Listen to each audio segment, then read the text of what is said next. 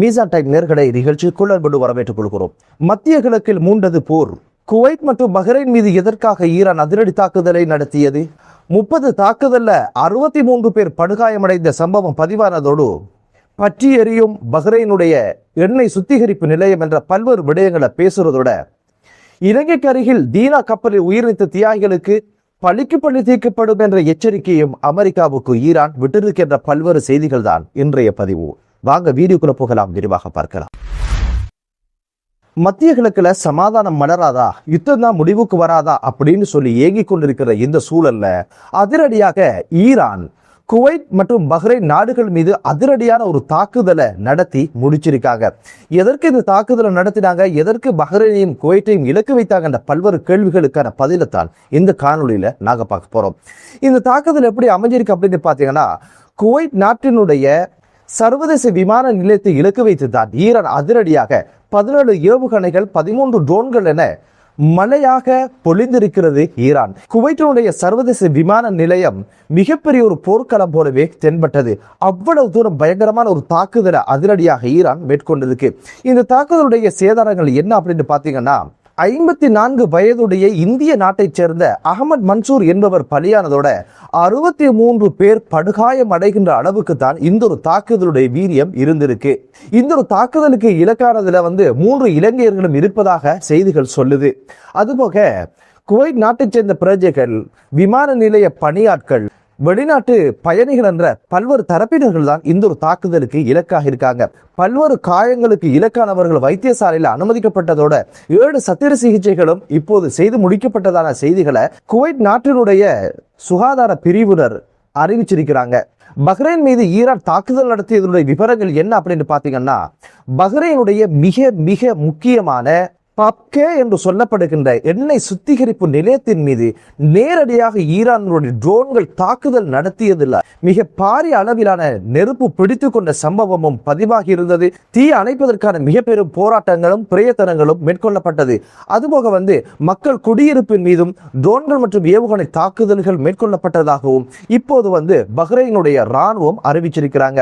இப்போது பஹ்ரைனுக்கு இருக்கின்ற மிகப்பெரிய ஆறுதல் என்ன அப்படின்னு பாத்தீங்கன்னா, எந்த ஒரு ரசாயன கசிவுகளும் இல்லாம இந்த ஒரு தீ கட்டுப்பாட்டுக்கு கொண்டு வரப்பட்டதாக சொல்லப்படுது. இதுக்கான காரணம் என்ன அப்படின்னு பாத்தீங்கன்னா, முன்கூட்டியே ஏலவே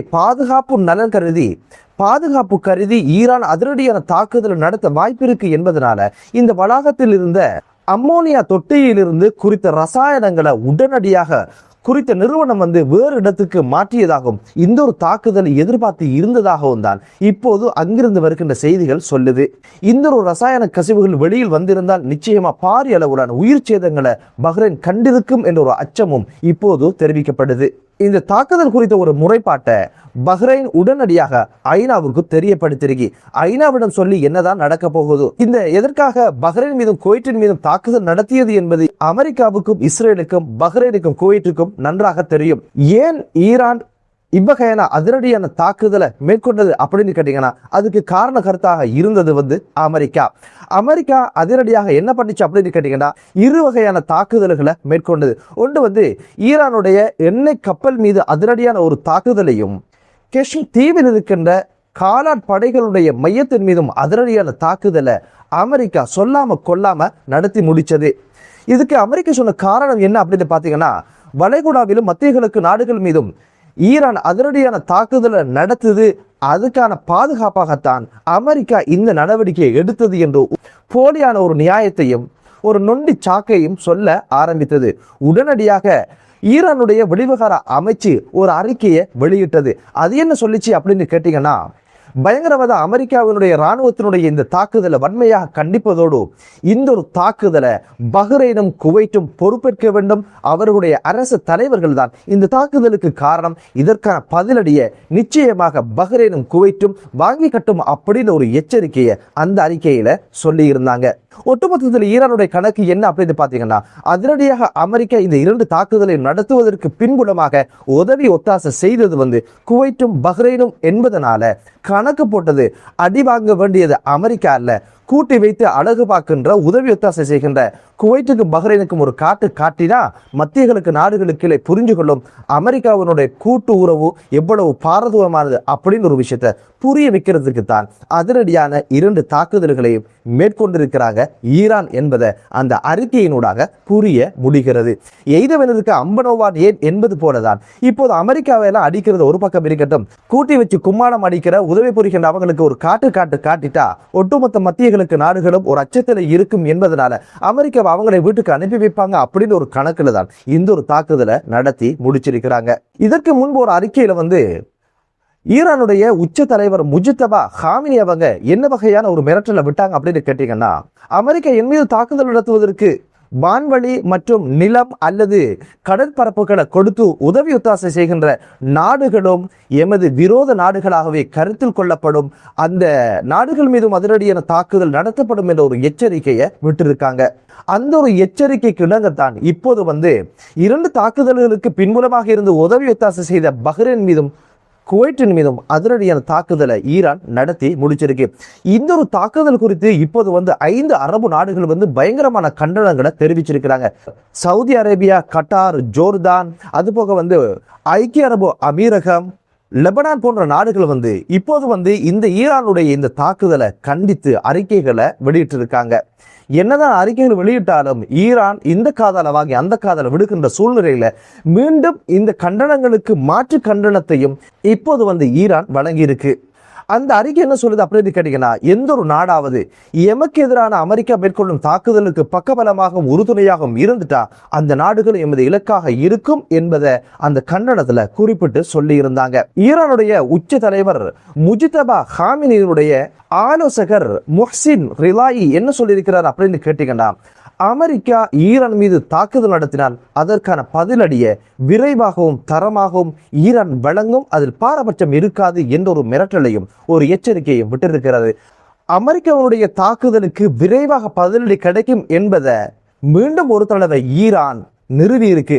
அது எப்படி நடந்து முடிஞ்சிருக்கு அப்படின்னு கேட்டீங்கன்னா, இந்த ஒரு பதட்டமான சூழ்நிலையில அதிரடியாக அமெரிக்கா ஈரானுடைய மற்றொரு எண்ணெய் கப்பலை வழிமறைத்து அதன் மீது தாக்குதல் நடத்திருக்கு. எங்க அப்படின்னு பாத்தீங்கன்னா, ஒமானுடைய வளைகுடாவில் வைத்துத்தான் ஈரானுடைய குறித்த கப்பலை மறித்து அதன் மீது தாக்குதல் நடத்தியது.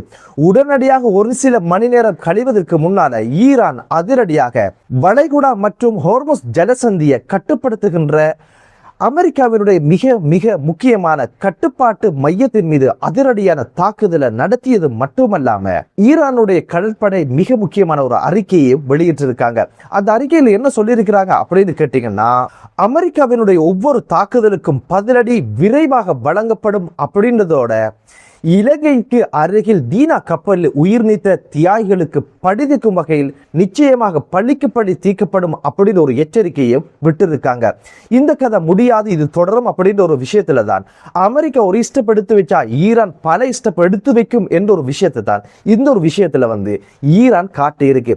பேச்சுவார்த்தை அப்படின்ற ஒரு விஷயத்துல ஈரானுக்கு நம்பிக்கை இருப்பதாகவும் ராஜதந்திர முறையில் தீர்வுகள் காணலாம் என்ற ஒரு விஷயத்திலும், அதுபோக ராணுவ நடவடிக்கையில் அமெரிக்கா ஏதாவது இடாகுடமான ஏதாவது முயற்சியில் இறங்கினால் அதுக்கான பதிலடியை ஈரான் நிச்சயமாக வழங்கும் அப்படின்னு ஒரு விஷயத்துல வார்த்தையில் மட்டுமல்ல செயலிலும் காட்டி இருக்கு. அதனால் தான் இப்போது அமெரிக்கா மீது தாக்குதல் நடத்துவது மட்டுமல்ல, இதுக்கு பக்கபலமாக இருந்து செயற்படுகின்ற ஒவ்வொரு நாடுகள் மீதும் அதனுடைய இலக்குகள் மீதும் அதனுடைய நலன்கள் மீதும் ஈரான் அதிரடியான தாக்குதலை நடத்தி மிரட்டுகின்ற ஒரு சூழ்நிலை உருவாகி இருக்கு.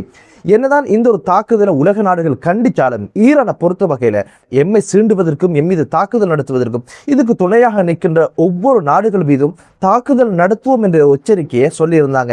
எனவே அனைத்து நாடுகளுக்குமான ஆரோக்கியம் என்ன அப்படின்னு பார்த்தீங்கன்னா, அமெரிக்கா விட்டு தூரமாக இருப்பதுதான். அப்படி தூரமாக இருக்க முடியாதுன்னா வாங்கி கட்டுவதை தவிர வேறு வழி இல்லை என்பதுதான் ஈரானுடைய நிலைப்பாடாகவும் இருக்கிறது. என்னதான் இருந்தாலும் மத்திய கிழக்கு நாடுகளில் ஒரு அமைதியான சூழல் உருவாகணும், ஒரு அமைதி நிலவரம் என்ற பிரார்த்தனைகளுக்கு இடையில் தான் அதிரடியாக குவைத் பஹ்ரைன் மீது அதிரடியான தாக்குதல் நடத்தியது. இந்த தாக்குதல் நடத்தியதுக்கான காரணமே அமெரிக்கா அதிரடியாக ஈரான் மீது தாக்குதல் நடத்தியதுதான். ஈரான் ஒன்று சொல்லிட்டு அடிப்பாங்க, இல்லைன்னா அடிச்சுட்டு சொல்லுவாங்க. எனவே குவைத் பஹ்ரைன் இரு நாடுகள் மீது அதிரடியான தாக்குதலை நடத்துவதற்கான காரணமே அமெரிக்காவினுடைய சீண்டலும் அமெரிக்காவினுடைய அராஜகமும் தான் என்பது தெளிவாக தெரியுது. என்னதான் இருந்தாலும் மத்திய கிழக்கு நாடுகள் அமெரிக்காவுடனான உறவு எவ்வளவு பாரதூரமான என்பதை இப்போதைக்கு புரிஞ்சிருப்பாங்க. அப்படியான ஒரு புரிதலை ஈரான் ஏற்படுத்தி கொடுத்திருக்கும் என்பதுதான் யதார்த்தமான ஒரு விஷயம். என்னதான் இருந்தாலும் மத்திய கிழக்கு நாடுகள்ல அமைதி நிலவட்டும் என்ற ஒரு பிரார்த்தனையோடு மற்றொரு காணொளியிலே உங்கள் அனைவரையும் சந்திக்கும் வரை விடைபெறுகிறேன். நன்றி.